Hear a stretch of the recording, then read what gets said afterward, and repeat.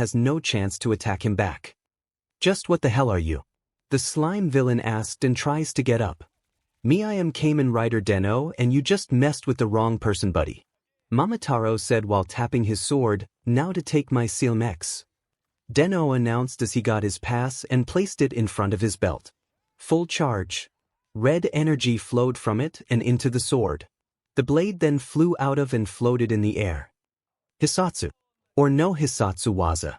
Part 2. Den-O said as then swung the bladeless sword towards the slime. The floating red blade followed its arc and put a large cut onto the slime, then the slime blow up and scattered to the wall. Phew, it's over, Asuka then sighed in his mind. Tell me about it, Deneb replied to him in his mind. So what are we gonna do with him? He asked. Just put him in a jar is right over there. Izuku then points the jar beside him. Minutes later. And stay in there, you snot. Den-O sword form said and laughed. Excuse me, young man, did you did all this? A voice said, yes, and who are why? Den-O sword form said turn around but stop, for he can't believe of what he just saw. It was none other than the #1 hero Allmight. Izuku was shocked and forced to detransform himself, and Momotaros got ejected in his mind. No way is the #1 hero Allmight. Izuku said with his eyes sparkles. You know you could just asked rather than pushed me, right? Momotaros said angrily. Oops, I'm sorry, Momotaro, hee. Izuku said laughing nervously. Ah, young man, I saw you back there, and what you did back there is very impressive. Allmight said, oh my god, I need his autograph right now. Izuku said then open his notebook and said, please sign my notebook. He said and bowed at him. It would be an honor to sign your notebook, young hero. Allmight said then take Izuku notebook and sign it. Then he gave the notebook back to him. Thank you so much, I'll make it my family heritage. Izuku said bowing a lot. Ha, Momotaros laughed at him in his mind, including all of the imagines at home. Inko and Deneb was setting up the table and look at the imagines. Is there something wrong? Inko asked them. Oh, nothing, Kintaros said while lifting his weight. Okay then, Mr. Deneb, mind if you help me with the food, Inko said.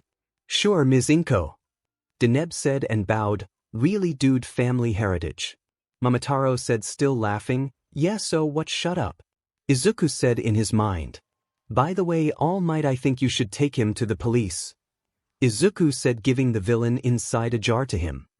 Thank you, young man, now if you excuse I must get going mo until next time. Allmight said and was about to jump but suddenly. Wait, Allmight, I need to ask you a case dash. Izuku said as he grabbed Allmight's leg and fly up in the air. Ah. He screamed. Why the frick would you do that, you bastard? Momotaro screamed at him while panicking. Hey, what do you think you're doing? I love my fans, but this is ridiculous, let go of me. Allmight said while pushing Izuku's face. I can't wear up on the sky, if I let go I will die. Izuku said while holding Allmight's leg. Oh yeah, good point. Allmight realized. They land on the building after that. Izuku tries to calm down while breathing. That was a very dumb thing you did, young man. All Might said, you think why the hell would you do that? We almost died. Momotaro said, well, I'm sorry, I want to ask him question. Tezuka said, then hurry up before he flies off again. Momotaro said angrily at him, well, it's time to go. All Might said, preparing to flies off, but wait, All Might, I need to ask you a question. Izuku said, stopping All Might, okay, what is your question, but make it quick. All Might said to Izuku, but Momotaro realized that All Might is smoking all over his body and puke a bit of bile. This dude, don't tell me. Momotaro said, eyes widen. Can someone like me can be a hero with power that is not a dash? Izuku said, but a boom, stop. He heard a loud boom when he looks up and he saw a skeleton man with yellow hair and clothes same as All Might. What the heck? Izuku said. Momotaro cried in unison. Who are you and where is All Might? Izuku said and looked around. Kid, don't get the wrong idea, I am All Mig dash. Big come out of All Might mouth, interrupting his sentence. Izuku raised an eyebrow. He's telling the truth, kid, that is All Might. Momotaro said in his mind. No way. Izuku said nervously. Looks like I have a lot of explaining to do. All Might said and sit down on the floor. He then lift his shirt up, revealing a large wound.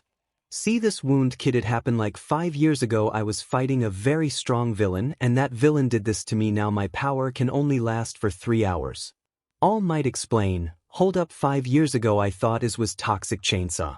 Izuku said, that was a good memory, kid, but is not true, actually it was another villain, kid. Can you please keep this a secret that you won't tell anyone about this accident? All Might requested.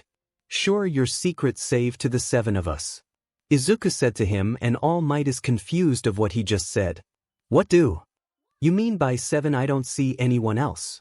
All Might said, looked around in confusion. Allow me to show you. Hey Momotaros, get out here right now.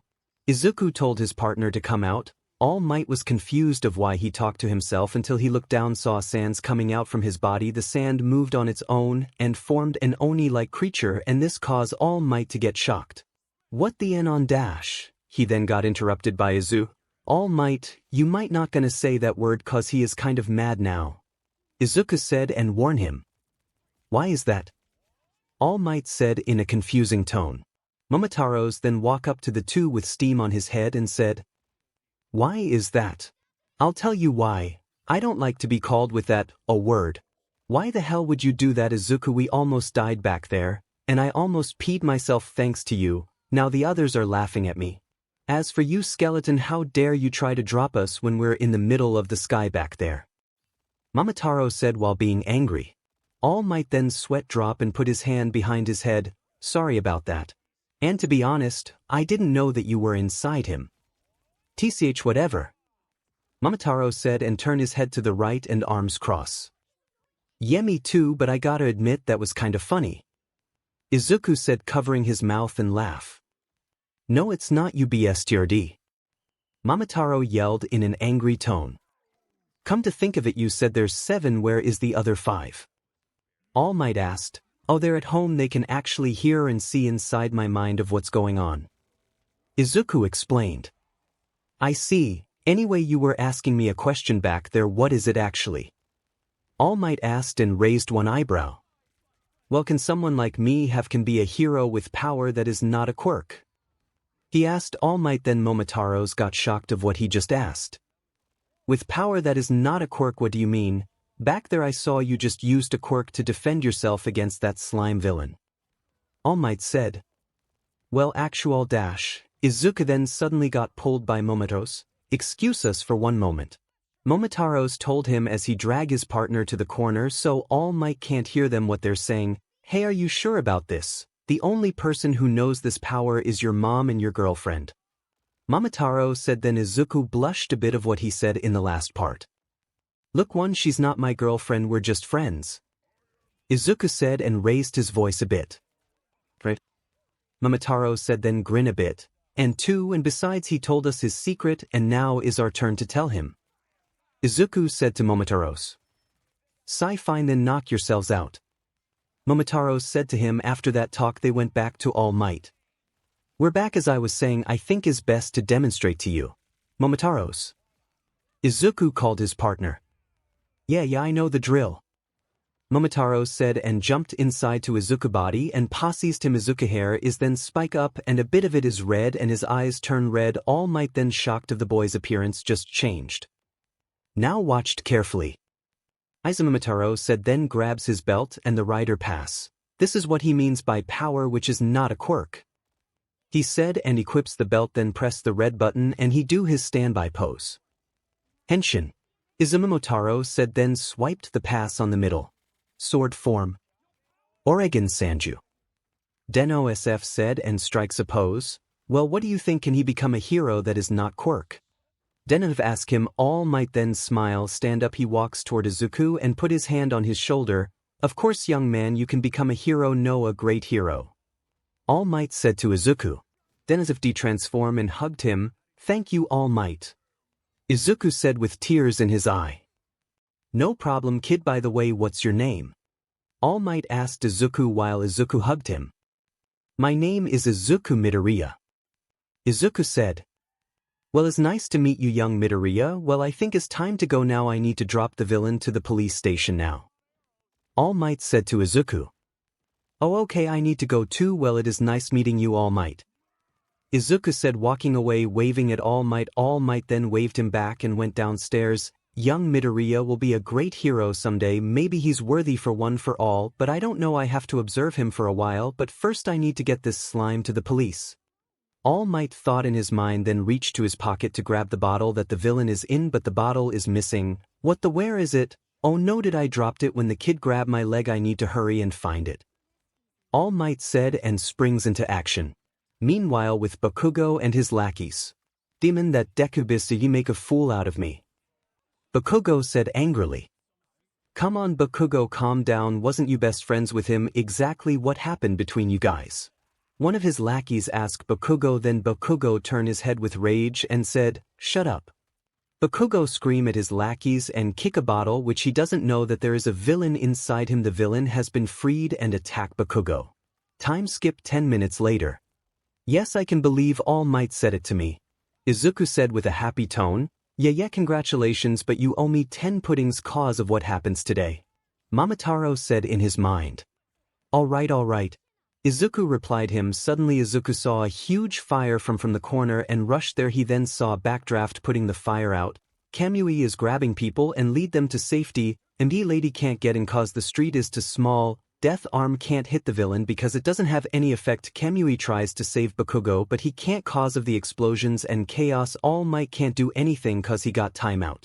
Hey, isn't that the villain All Might tries to look for? One of the citizens said and looked around, but he's not here. Izuku then squeezed through the crowd and saw his explosion friend Bakugo got trapped by the slime villain. That idiot, what did he do this time? Momotaros said in an angry tone. I don't know, but why isn't the hero doing anything? What are you doing? Aren't you going to save him? Izuku said to Kamui, and Kamui looked at Izuku and said, don't you understand, kid? Fire beats wood. For now all we can do is wait for someone with suitable quirk. Kamui said. Izuku was shocked and clenched his fingers until Momotaros got set off and possessed Izuku. You're pathetic, you know that.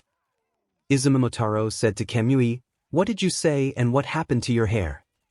Kamui looked at Izuku and he was shocked of what he said. Aren't heroes supposed to save live? If you don't want to do it, I'll do it for you. Out of my way, tree face. Momotaros pushed Kamui and said, kid, get out of there now, is not safe.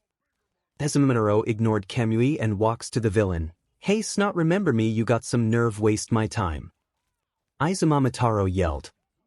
You again? You're gonna pay for what you did to me. The slime villain said with an angry tone.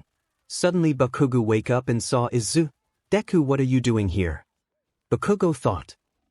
Get ready, you snot, I'm going to beat you up right now. Momotaros said he equipped his belt, but when he was about to press the red button, but Urataros pushed Momotaros out of his mind and possesses Izuku. A bit of Izuku hair turned blue and his eye turned eye. What's more, he wears a glasses. Momotaros then landed at Izuku's home. Kamiko, what are you doing? I'm the star here, get out of here. Momotaros said in angry tone. Sorry, senpai. But it's my turn now. Urataros said to him with a smile. Why you? When you get back I'm gonna kill you. Momotaros yelled at Urataros. So slime villain, shall we begin? Urataros said and pressed the blue button. He swiped the pass gently. Rod form. Henshin. Urataros said while waving his pass. Deneb transformed, but this time the red armor parts went back to the rear, the yellow pieces spilt apart and became shoulder pads, and a blue chest plate. Then a blue turtle with orange lenses came down on the rail of the helmet. Its legs folded while the arms are moved upwards, forming the new visor. This is Kamen Rider Deneb rod form. He rearranged the dengasher in the form of a staff and laid it on his shoulder. Omi, boku enai tsururit miru. Deneb RF said. Did he just transform? Citizen 1 said, what kind of quirk does this boy have? Citizen 2 said, wondering. All of the pro hero is shocked of what they just saw, including All Might in the back. What the he changed form I see, so that's his other imagines. I wonder what he can do. All Might thought. Kid, you're going to get yourself killed, don't fight him. Death Arm said to Deneb RF, then turned to him and said, just be quiet and watched. Deneb RF replied to him. I'm going to kill you. The slime villain said and tries to attack, but Deneb RF stood there and doing nothing. What is he doing? Why he's not moving? Is he going to let him attack him? Citizen 3 said and panic a bit. The slime villain attack is getting closer to him until Deneb RF replied and said, Sai, did you know that you didn't realize that there is a pro hero sneaking right behind you? The villain stop. What, where? The slime villain said. He an opening. Deneb RF said and used the rod to fish 𝗧𝗑𝐲 out. No, my meat shield. The slime villain said, don't look away. Deneb RF said as he swipe his pass in front of the middle and throw it to the ground. Full charge. Blue energy flowed from his belt into his staff. He then held it in a reverse grip and aimed it at the slime villain. Then Deneb RF threw his rod at the villain, and upon impact, it hit the slime villain. I turned into a hexagonal symbol. What, I can't move, you tricked me. The slime villain said grunts while being paralyzed. It looks like you've been reeled in. Deneb RF said to him and puts his arms on his chin. Everyone was shocked of what they just witnessed, what the villain actually felt for it. Everyone cried in unison, including pro hero except All Might. Okay, I'm guessing that this Imagine is a trickster type. All Might thought in his mind. It looks like it's time to end this. Deneb RF said as he then jumped high and posed in a sidekick position. He soon flew to the symbol before the impact destroyed the slime villain. Then the slime villain was scattered. Time skip. The villain has been taken to custody. Urataros detransform. He was about to get scolded by Kamui, but stop right there and listen. You pro hero stood there and doing nothing and waits for someone with a suitable quirk. That guy almost gonna die. Here's an advice: if you deal with a villain who holds a hostage, just trick them, is easy. Urataros said to Kamui and Death Arms. The pro hero doesn't know what to say. I see, thank for the advice and try not to be reckless. Kamui said to him and compliments him. Okay, if you excuse me, I have to go now. Urataros said and was about to leave, but, hey kid, wait. He was stopped by MT Lady. She went to him and kissed him on a cheek. If you want to be a sidekick, come to my agency. MT Lady said, winking at him. Sure thing. Hey, can I have your autographed appealing? Urataros said to her and gives Izuku notebook to her. Hey Urataros, what are you doing? Izuku said, panic in his mind. Kimiko, will you stop being a pervert for once? Momotaros said angrily, sure thing, handsome. And Lady said, then took the notebook and signed it for him. She gave it back, and when Urataros got the book back, he saw a phone number on the bottom. He then looks at MT Lady and smirks. Call me. MT Lady said with a phone call sign with her hand. Urataros nod and blow her a kiss. You pervert turtly. Momotaros yelled loudly in the house. Hey, stop screaming, Momotaro, we have enough complaint from the neighbor for one day. Inko yelled at him. Teach whatever. Momotaro said and clicked his tongue. All Might then watched from the back and sweat drop. Okay, he is a flirter too. All Might thought in his mind. Hours later, soon Urataro arrive home. I can't believe you just did that. Izuku said, relax, at least we saved the day. Urataro replied to him, that may be true, but still you just had to ask for her number, huh? Momotaro said in an angry tone. Hey, 𝐒𝐮𝐬𝐚𝐫𝐲 nerd. Suddenly a familiar voice coming to their way is none other than Bakugo. He came to him and said, "Hey pervert turtle, get out of his body now, I want to talk with him." Baku said to, "Be my guest." Urataros said then leaves Izuku's body and Izuku gain his body back. "So what do you want, Kaken?" Izuku replied with a serious tone. "Just so you know, I don't need your help back there, you're just a useless DEKU-O, you hear me, and don't ever do that again." Bakugo said then leaves him. "Why that brat, he didn't even said thank you." Momotaros said angrily. "That boy is full of pride." Kintaros said while lifting his weight. "Bakugo is the same as Baka Momotaro." Ryutaros said while drawing. "I'm not." Momotaros yelled at the Imagines, "Just forget it guys, let's just ignore him, I need to get home now." Izuku replied to Imagines. Izuku turned around and was about to leave until suddenly, "Haha, I am here." Allmight said with his catchphrase. Izuku was shocked that Allmight is here. "What the Allmight, what are you doing here and how did you escape the reporters?" Izuku asked him with his eyes widen. Getting away with those reporter because I am Allmight dash." Allmight got interrupted by BLD coming out of his mouth and changed back to his true form. "Sorry about that, by the way, I saw your fight back there and it was awesome but in a strange way." Allmight said and wipe his BLD from his mouth. "Is fine, Urataros is a liar type of guys, he likes to tricks enemies like a lot, not to mention he likes to date a lot of women." Izuku said while scratching his head. I can see that, I saw everything." Allmight said and laugh a bit. Allmight then exhales. "Young Midoriya, I need to ask you something, remember what I said on the rooftop?" Allmight said to Izuku. "Yeah, you said I can be a great hero with a power that is not a quirk." Izuku answered, "Yes you will, and what's more you can be greater than me one day." Allmight said, "Wait, what do you mean by that, I can be greater than you one day?" Izuku asked, confused of what Allmight just said. Allmight then walked closer to Izuku and placed his right hand on his shoulder. "I want you to become my successor." Allmight said, Izuku said awkwardly, and as for the Imagine, They cried in unison, "What, you're joking?" Momotaros said. Urataros spits his coffee, "You kidding me?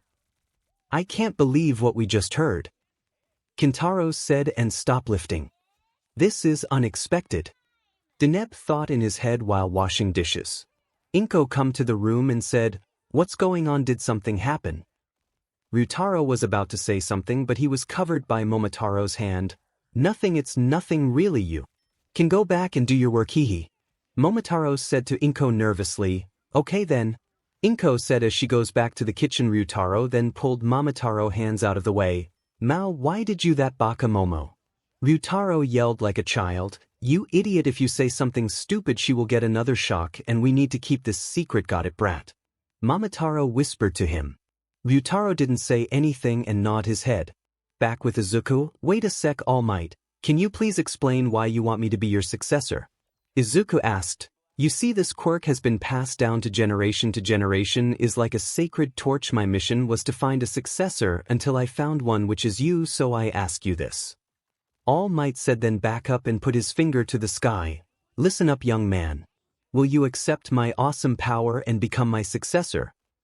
He pointed and said while puking Beal, "Izuku, maybe you should do it, with that power you can become a great hero." Momotaros said to him in his mind. "You sure?" He asked him in his mind. "Of course I'm sure." Momotaro replied, "What do you guys think?" Izuku asked the other Imagines. "Well, I don't see why not." Urataros said. "Yup, looks like you're going to leveled up again and become manly." Kintaros said. "Yes, Izuku, do it." Ryutaros said with a happy tone. Deneb just nodded to him in his mind. Well, alright then, Allmight, I'll accept your power." Izuku said, "Then is decided before that I need to tell you the name of this quirk is One for All." Allmight said, "One for All." Izuku and the Imagines said in unison. "Meet me at Dagoba Municipal Beach at 4 a.m. and we will start your training there. You can bring your partner too, so see you tomorrow, kid." He said to Izuku and left. "Okay, Allmight, I won't let you down," he said and bowed to him. Then later Izuku went back home. I'm home. 𝗧𝗜𝗍 said to his mom and his imagines, welcome home 𝗧𝗜𝗍. Inko said to his son, how's school, did something happen today? She asked him. 𝗧𝗜𝗍 puts his hands on his back and replied, oh, is fine. 𝗧𝗜𝗍 then looked at the imagines and winked at them. The imagines winked at him back. Well, get yourself washed up and eat your dinner. Inko said to him. Okay, mom. 𝗧𝗜𝗍 said to his mom. The next day 𝗧𝗜𝗍 arrived at DEKU-O Municipal Beach at 4 a.m. Back then it was a appealing beach full of peace and beauty, but people began throwing trash on the beach, ruining the wonder, and here he is where we find him pulling a refrigerator towards the beach entrance with no problem, and all while Allmight and Kintaros sitting on top of the fridge watching him. Hey, it looks like he's doing pretty well down there. I can tell he's been working out a lot. Allmight asked from the top of the fridge Kintaros, who was sitting next to him, and answer. Yep, is a good thing that I trained him after school and weekends. He started training when he was 5. Oh yeah, almost forgot to introduce myself when we arrived. I'm Kintaros, one of 𝗧𝗜𝗍's imagine and his coach. Kintaros said, and he offered a handshake to him. Yes, is nice to meet you. I'm Allmight. Allmight said and shake his hand. By the way, where's 𝗧𝗜𝗍's other imagines? Shouldn't they trained him too? Allmight asked Kintaros. Sai, we rather not let them trained him. Kintaros said and looked down. Why is that? Allmight then raised an eyebrow. Well, how do I explain this? Back when he was 10 years old, Momotaros trained him how to sword fight. Kintaros said to Allmight. Really, that's not a bad thing. Allmight said to him.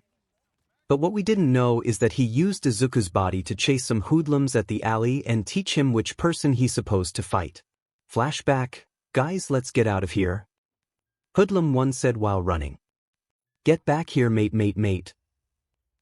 Momotaros yelled at the hoodlum. He's insane. Hoodlum 2 said to the other hoodlum, listen up 𝗧𝗜𝗍, the first lesson is to ignore the weak and after the strongest one instead. Momotaros said to him in his mind while chasing the hoodlum. Leave us alone, man, Ag. He yelled at Momotaros from the back. And flashback. Since then the hoodlums ended up in a hospital. Kintaros said before he face-bombed himself, and Allmight then shocked of what he just said with a sweat drop. So that explains why back then I heard rumors that a certain kid beat a lot of hoodlums, and who would have thought it was him. Allmight said and sweat drop, what about the blue one? Allmight asked him again. You mean Urataros? Well, there is one time he teach him how to peace his minds and calmness, but... Kintaros said, but? Allmight said in a confused tone. He used his body to flirt with girls. Kintaros said and looked down. Flashback again. Urataros is sitting on the floor while cutting a flower while the girls are looking at them. Now 𝗧𝗜𝗍, this lesson is about to peace your mind and calmness. Urataros said then grabs the blue flower he cut and pointed at the girls one by one and said, bang. All of the girl fainted blushing while Urataros smiled.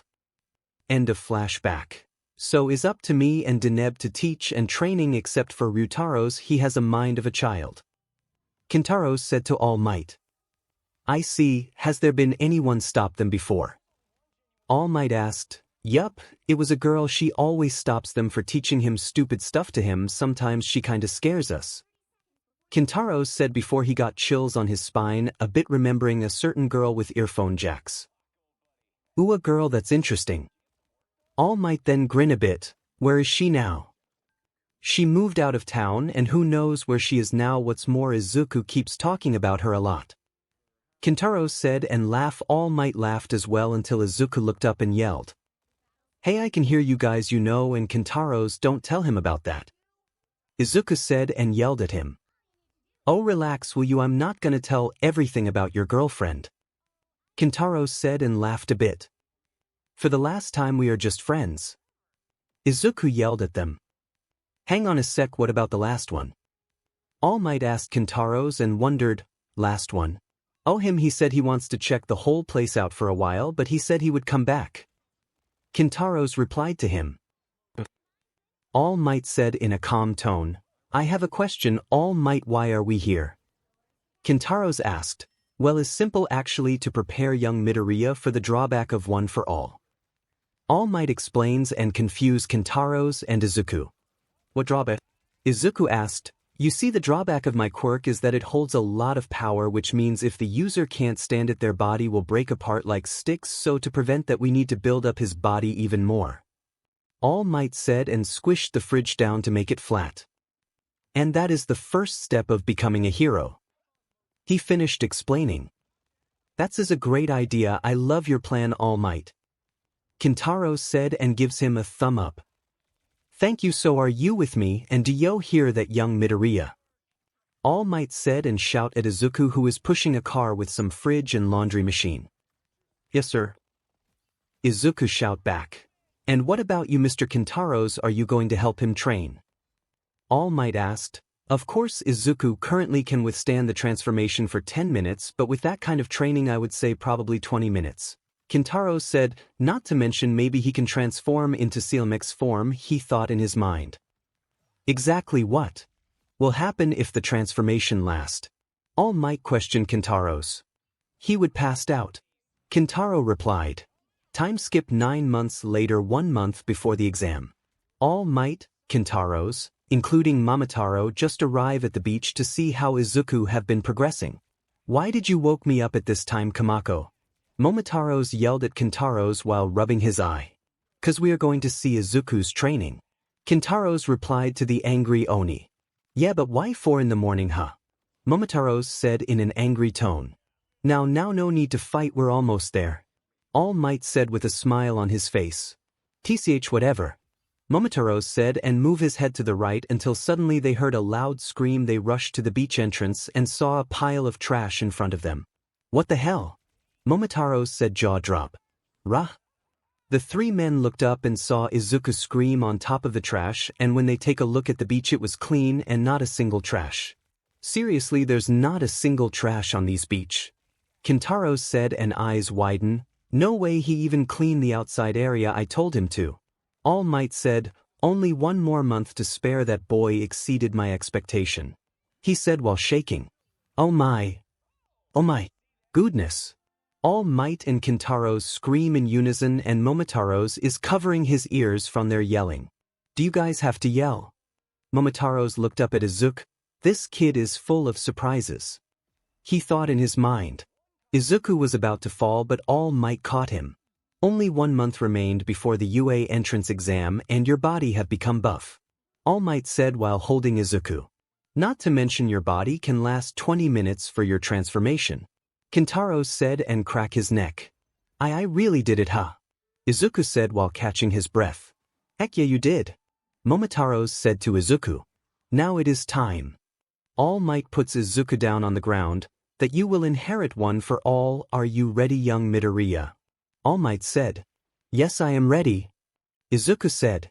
All Might then pulled on of his hair and said, now, eat this. All Might said as he holds his hair in front of 𝗧𝗜𝗓. What? 𝗧𝗜𝗓 said and his face went pale. Kintaros and Momotaros then do an anime fall, including some of the imagines at home. Why does he need to eat your hair? That's disgusting. Momotaros yelled at All Might. Well, in order to pass OFA they need to transfer their DNA. The only way to do that is my hair. All Might explained. Why not give him your BLD instead? Momotaros asked and raised one eyebrow. That's more disgusting, Momonoji. Kintaros said and smacked his head. Well, that's one weird way to inherit. 𝗧𝗜𝗓 said and he take All Might's hair and eat it. I don't feel anything.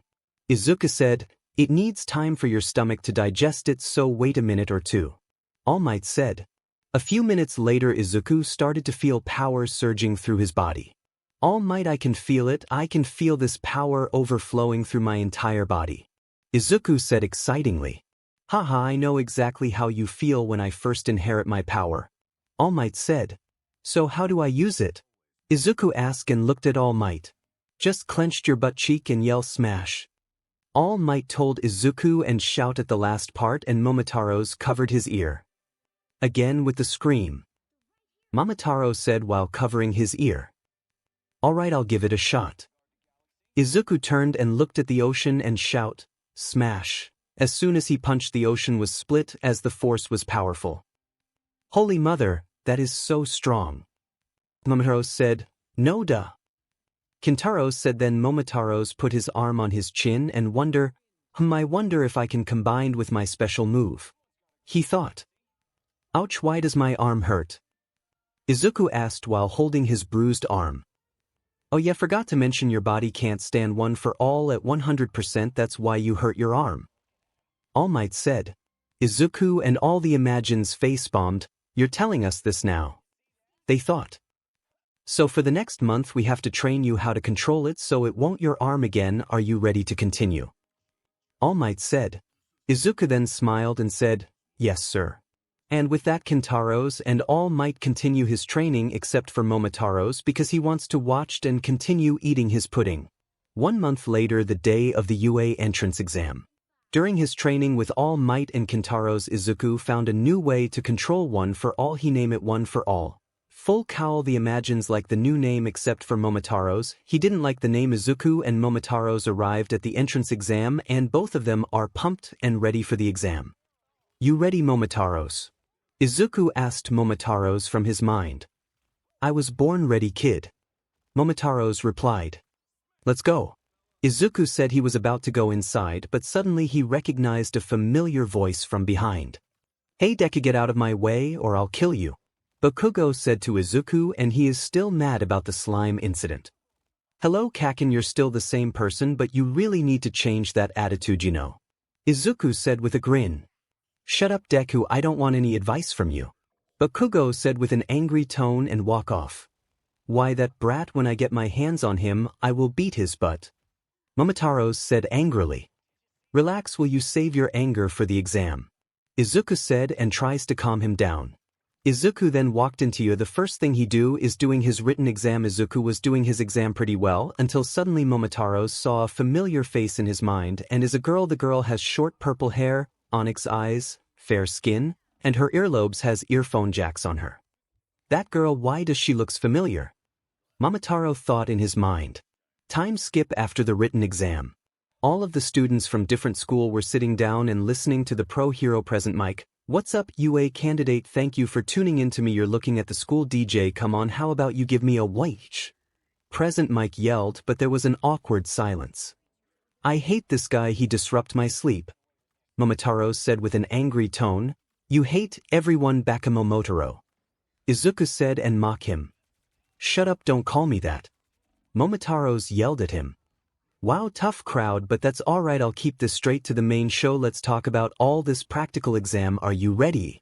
So, as it says to application requirements, you listeners will be conducting 10-minute clock battles. After this, you can bring whatever you have with you. After this, you'll lead to the specified battle center, okay? Present Mike finished explaining. So you won't able to work together with your friends? Huh. 𝗏𝗏𝗏 said, yeah, even though our examinee numbers are consecutive, we got assigned to different battle location. Izuku said and looks at 𝗏𝗏𝗏 card. Don't look or I'll murder you. 𝗏𝗏𝗏 said in a calm tone. Meanwhile, in Izuku mind, Momotaros tries to calm his anger. Demon, now I can't crush you / demon, now I can't beat you up. 𝗏𝗏𝗏 and Momo said in his mind angrily. You'll get your chance, Momotaros, you'll get your chance. Izuku told Momotaros in his mind. 𝗧𝗧𝗟𝗘 fine. Momotaros said and looked away. Then a screen appeared on the giant monitor showing the miniatures of the city, and present Mike continues explaining, there are 3 types of foe villains are stationed in each battle center. You can earn points for each of them based on air level of difficulty. Your goal is to use your quirks to earn points immobilizing the foe villains, of course, but you cannot attack other examinee and unheroic actions, therefore they are prohibited. Dang it. Momotaros said in his mind. Present Mike was about to continue explaining, but he got interrupted by a boy with blue hair with glasses. Excuse me sir, mind if I ask you a question? Guy wearing glasses said, go for it, lay it on me. Present Mike said. Then the light approached the guy wearing a glasses. On the printout here there are 4 types of villains. Is this a typo? If it is, you the most prominent school in Japan should be ashamed of that foolish mistake. We examinee are here in this place because we wish to be molded into exemplary heroes. The guy with glasses point at Izuku. In addition, you over there with the green curly hair. Yes. Izuku asked with a confused attitude. You've been muttering this whole time. If you're not taking this seriously, I suggest you to leave.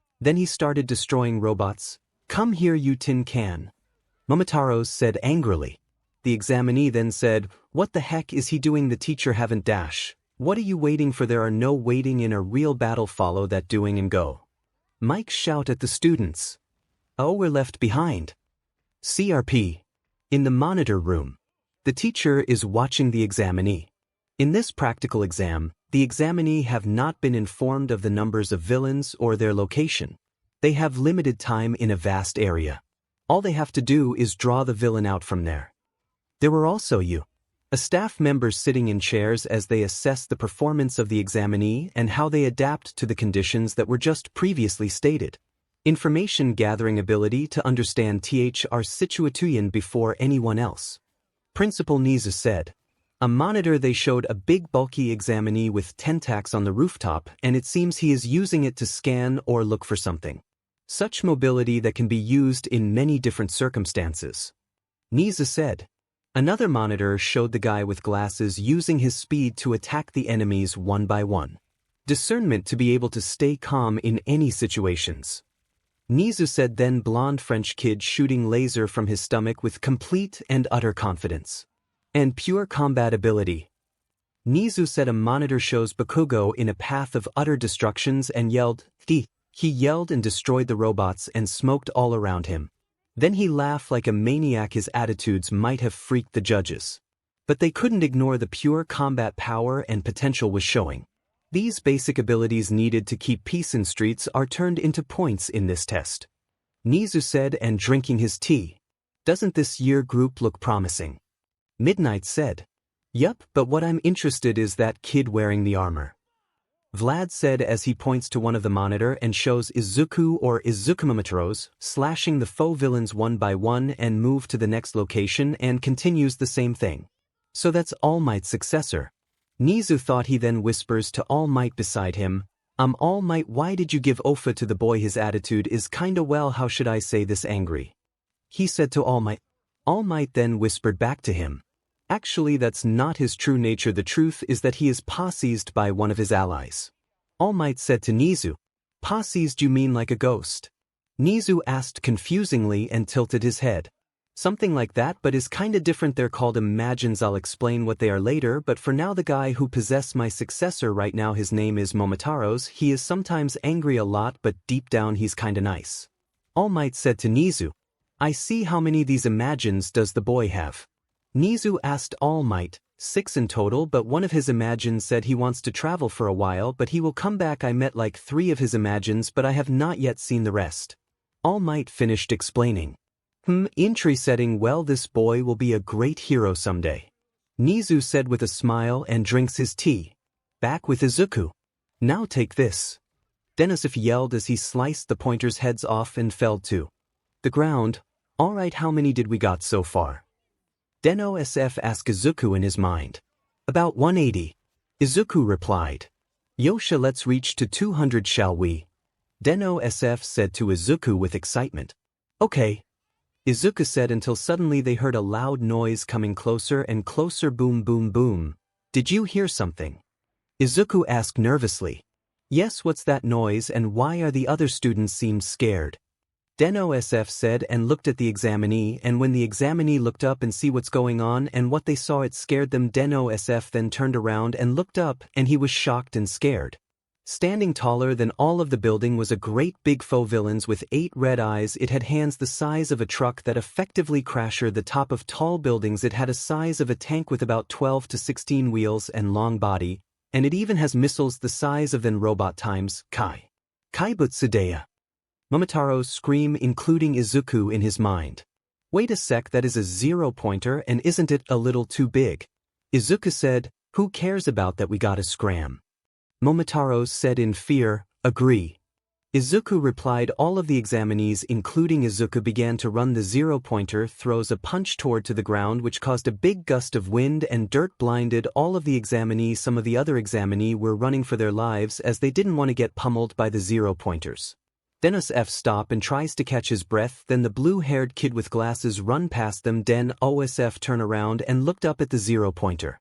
I can't believe they put that thing in the test. Momotaros said angrily. Well, what do you expect, idiot? 𝗧𝗂𝐻𝗂 yelled at him back. I don't know, I thought it would be human-sized. If only we have the DEN liner right now. Deneb said he was about to run, but then he heard a loud cry coming from the rubble. Ow! One of the examinee yelled painfully and her leg got stuck in the rubble and can't escape. Oh no, she's in trouble.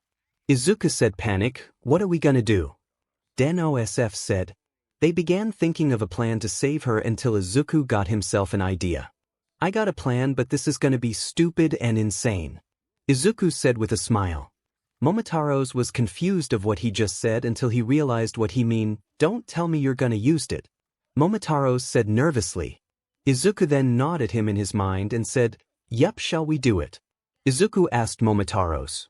Momotaros begins to think for a sec, and even though there's no other option, so he decided to do it.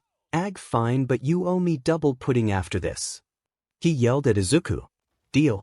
𝗧𝗂𝐻𝗂 said to him. Deneb then run towards to the 0-pointer and some of the examinees stopped running and watched him. What is he doing? Is he trying to get himself killed? Examinee 1 said. He's crazy, what is he trying to do? Examinee 2 said while panicking. DEKU-O then started to powered up his OFA and red veins covered all of his body. We need to use double finishers of one for all and my 𝐒𝐮𝐬𝐴 that will do the trick, but it's gonna hurt like hell, but is the only way to kill this giant tin can. Momotaros said. I know that. I hope it works though. Izuku said the 0-pointer was about to attack, but DEKU-O used OFA to jump very high and grabs his rider pass and swiped the belt. Full charge. Then red energy flowed from it and charged Izuku's arm. Gosh. Let's go. Izuku yelled. Alright. Momotaros said, prepare yourself giant tin can 𝐒𝐮𝐬𝐴. Or Tachi no 𝐒𝐮𝐬𝐴. He then clenched his butt cheek and prepared to launch his fist to the 0-pointer. Oh, full cowl. Izuku thought. Version Oraya. DEKU-O yelled. He punched the 0-pointer face and destroyed it. The examinee, including the monitor, jaw drop and shocked of what they just witnessed. Allmight then increased his smiled and proud of his successor did. DEKU-O then lands on his feet and grin, or 𝐒𝐮𝐬𝐴. DEKU-O said with a smile and a thumbs up. And song. Who the heck is that guy? He just attacked the 0-pointer with one punch. Examinee 1 said shockingly. He really is amazing. Examinee 2 said, do you think he get in? Examinee 3 said and wondered. If I'm not mistaken, he has like 180 points. Examinee 4 replied to the other examinee. Wow, really, what kind of quirk does this kid have? Examinee 2 said. Looks like we impressed them, did we, Izuku? Momotaros said to Izuku and smiled. Yeah, we did, but... Izuku said, but what? DEKU-O touched his arm and yelled, oh WBBB. It hurts. Why does it affect me too? Momotaros said while holding his pain. Because you're in my body, idiot. When I got hurt you will get hurt also, and BTW we gotta check that girl if she's okay. Izuku said. Oh yeah. Momotaros said to Izuku. DEKU-O sword form then rushed to the girl and tries to get her out of the rubble. Hey, you alright?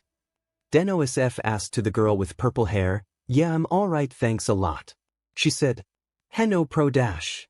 DEKU-O looked at the girl appearance. Wait a sec, short purple hair, onyx eyes, fair skin, earphone jacks. Oh, see, it is her. Momotaros thought. Izuku and Momotaro's eyes widened because the girl he saved is none other than his best friend 𝐒𝐮𝐬𝐴. What the earphone brat? DEKU-O yelled. 𝐒𝐿𝐴 got a bit mad and stabbed her jacks on him. What did you call me? 𝐒𝐿𝐴 said angrily. I'll pull your jacks off, is us, don't you remember? DEKU-O said while struggling the pain of her jack. Huh. 𝐒𝐿𝐴 then removed her jacks and realized who it was. No way, Izuku and Momotaros, is that you? She asked him. DEKU-O de-transform himself revealed Izuku Momotaros with an injured arm. Hello. Momotaros said. 𝐒𝐿𝐴's eyes widen and surprised that her best friend is back. She was about to hug him, but her leg is still hurt. Hey, earphone, better not stand or your leg will broke again. Izuku. Momotaros said. Whatever, also get out of his body now, Momotaros. 𝐒𝐿𝐴 said with a cold tone and glare at him. Scary. Momotaros thought in his mind. He then get out of Izuku's body and Izuku got his body back. Izuku then kneeled down and hugged 𝐒𝐿𝐴 with one arm because his other arm is kind of hurt. It's great to see you again, I missed you. He said with a smile. 𝐒𝐿𝐴 then hugged him back tighter. Yeah, I missed you too. 𝐒𝐿𝐴 said until Momotaros interrupted them. Not to ruin your love reunion, but we still have an exam here. Momotaros said with an annoying tone. Oh yeah. Izuku said in realization until he and 𝐒𝐿𝐴 snap of what he just said. Hey, we're just friends. 𝐒𝐿𝐴 and Izuku yelled in unison. Time's up. Present, Mike said as the buzzer went off, signaling then end of the practical exam. Ah, dang it, we didn't reach 200. Momotaros said and whined. Oh, relax, at least we have enough to pass. Izuku said. But still. Momotaros said, can you stand, 𝐒𝐿𝐴-chan? Izuku asked her. No, I don't think I can. 𝐒𝐿𝐴 said, holding her injured foot. Well then hop on my back. Izuku said to 𝐒𝐿𝐴 and 𝐒𝐿𝐴 blushed a bit. Why? 𝐒𝐿𝐴 said confusingly while blushing. Because your leg is broken and helping a friend is the right thing to do. Izuku smiling at 𝐒𝐿𝐴. Sa, you haven't changed one bit. 𝐒𝐿𝐴 said and hop on Izuku back. Then the two teens goes to the other examinees. What's more, he's still warm. She thought and smiled. Momotaros watched the whole thing on Izuku's mind and grin a bit. Okay, good work, here you go, have some gummies. Recovery girl said as she gave out candies to the examinees. Excuse me, Izuku said, and recovery girl turned them. Oh dear, what happened to her? Recovery girl asked. She broke her leg, think you can heal her? Izuku said as he puts Kyoka down. Sure. Recovery girl comes closer and check the girl's leg. If it's broken, is just a minor injury, but I can heal it, smooch. She used her quirk on her leg and Kyoka's leg has been healed. What about you, young man, do you want me to heal you too? Recovery girl asked Izuku. Sure. Izuku said with a smile. Recovery girl then used her quirk on Izuku, but Momotaros feels a bit uncomfortable. Oh, you gross, I can't believe that old lady kiss us. Momotaros said with an angry tone. Oh, chill out, at least it heals you too. Izuku replied to Momotaros, whatever is still gross. Momotaros said feel like he is about to puke. Hour later at the U.A. entrance, Izuku was at the entrance waiting for someone. Hey Izuku-kun. Kyoka called. Hello Kyoka-chan. Izuku said and waved at her. You wanna walk home together? Jiro asked Izuku with a smile. Sure, shall we? Izuku questioned Kyoka. We shall. Kyoka replied Izuku, and Kyoka began walking home together. The two teens talk about their past since 4 years ago. I can't believe that you didn't tell me that you're coming to you, Izuku said to Kyoka. Me too, and I can't believe that you've become strong for the past 4 years. Kyoka said. Yeah, I've been trained a lot with Kintaros and of course Deneb. Izuku said and put his hands behind his back. Haha, I can see that. Kyoka said and laughed. So how's your parents? Izuku asked Kyoka. Oh, my dad still treats me like a little girl. As for my mom, well, she began helping my dad with some music. Kyoka said, I see, looks like your parents hasn't changed one bit. Izuku said to her with a smile. Yeah, well, how about you, how's the other? Kyoka asked. Well. Izuku was about to say something, but he was interrupted by a loud train horn coming from the sky. The sound comes closer and closer. It was the Denliner. The Denliner stopped in front of Izuku. Kyoka and Momotaros was shocked that the Denliner has returned. Each Denliner. Izuku and Kyoka said in unison. What's it doing here? Izuku said and wondered. Then Momotaros got out of his body. Who cares, let's get in. Momotaros said as he rushed in the Denliner. Hey, wait for us. Izuku yelled at Momotaro. Kyoka then face-bombed. That idiot Oni hasn't changed too. Kyoka thought. They all went inside and suddenly the room is so dark. What the why the place is so dark? Momotaros said. Not only that is quiet. Too quiet. Izuku said as he looks around. Is so creepy. Kyoka said. Seconds later the light went back on and everyone was in front of them holding a party popper. Welcome back. Momotaros then screamed. Izuku and Kyoka got jump-scared and hugged each other. Momotaros then goes back to normal and looked who shocked him, and it was the Imagine's companions including Naomi and Owner. He then looked around the room and saw a lot of food and decorations. What are you guys doing here, and also Naomi and Owner? Momotaros asked shockingly. Don't you remember, it's been 10 years already, you guys can come back to the Denliner, and Izuku did well in the exam.